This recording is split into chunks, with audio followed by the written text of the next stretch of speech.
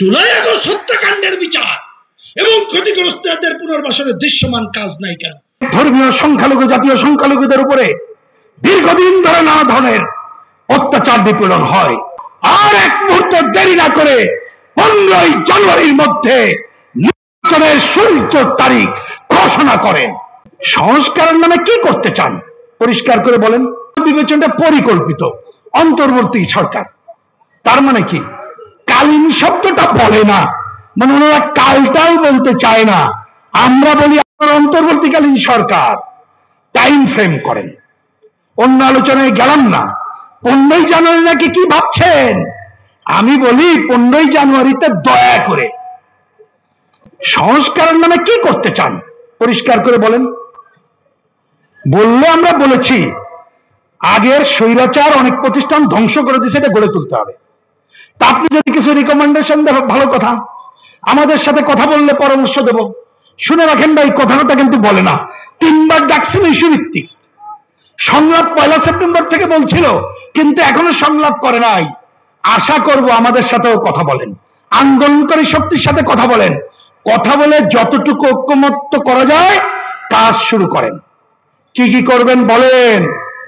কিন্তু জরুরি কাজ হলো আর এক মুহূর্ত দেরি না করে 15ই জানুয়ারির মধ্যে নির্বাচনের সুনির্দিষ্ট তারিখ ঘোষণা করেন। এইটার কোনো বিকল্প নাই, মনে রাখবেন।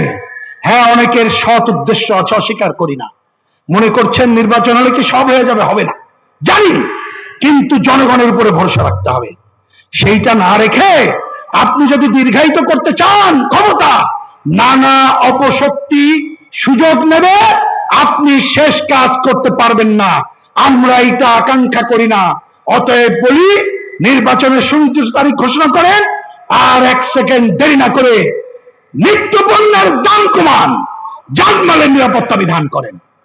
আমি দুঃখের সাথে বলতে বাধ্য হচ্ছি, আমাদের দেশের ধর্মীয় সংখ্যালঘু এবং জাতিগত সংখ্যালঘু আর গরিব মানুষ কেন বিপদে থাকবে?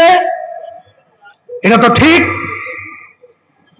আমাদের এই ধর্মীয় সংখ্যালঘু জাতীয় সংখ্যালঘুদের উপরে দীর্ঘদিন ধরে নানা ধরনের অত্যাচার নিপীড়ন হয়।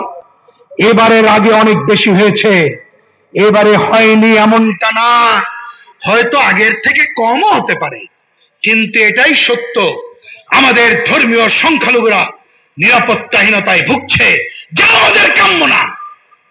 পাশের দেশ ভারত, তাদের মিডিয়া প্রকৃত সত্যের বাইরে অসত্য তথ্য প্রচার করে, আর আমাদের অনেকে সেই ফাঁদে পা দেয়। আমাদের পরিষ্কার বক্তব্য, আমরা ধর্মীয় জাতিগত সংখ্যালঘু এবং গরিব মানুষের সাথে ছিলাম, আছি, তাদের কোন অসম্মান সহ্য করব না। এই দেশকে তাদের নিরাপদ বাসস্থান হিসাবে আমরা করে তুলবো, কমিউনিস্টরা এক্ষেত্রে করে ছাড় দেবে না। সরকারকে বলি, অস্বীকার করবেন না, যা সত্য স্বীকার করবেন। একটা ঘটনার পরে আমরা গিয়েছিলাম স্বরাষ্ট্র উপদেষ্টার কাছে, ওনাকে ধন্যবাদ জানাই। উনি অস্বীকার করেন নাই, উনি দায়িত্ব পালন করেছেন। সবাই দায়িত্ব পালন করবে, এটাই আমাদের পরামর্শ।